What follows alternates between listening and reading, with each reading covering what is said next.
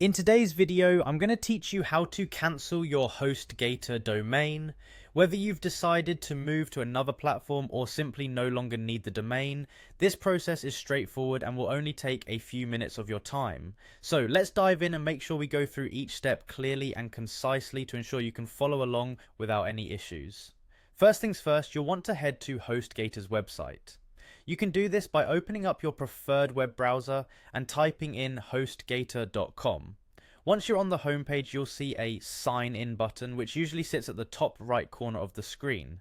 Go ahead and click on that so we can access your account. If you're not already logged in, you'll need to enter your credentials here.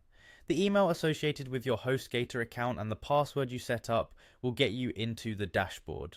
Once you're logged in, you should be directed to the Hostgator homepage. This dashboard is the hub for all of your resources and account settings on Hostgator.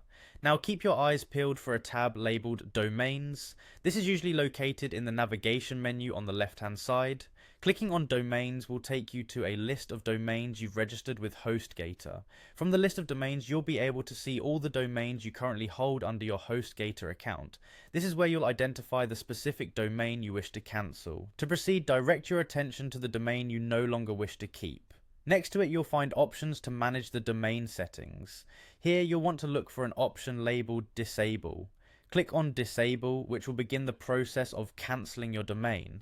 Once you click Disable, Hostgator might prompt you to confirm your decision. Cancelling a domain is a permanent action, so they just want to make sure this is what you truly want to do.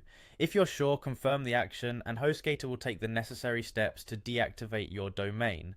And just like that, you've successfully cancelled your Hostgator domain.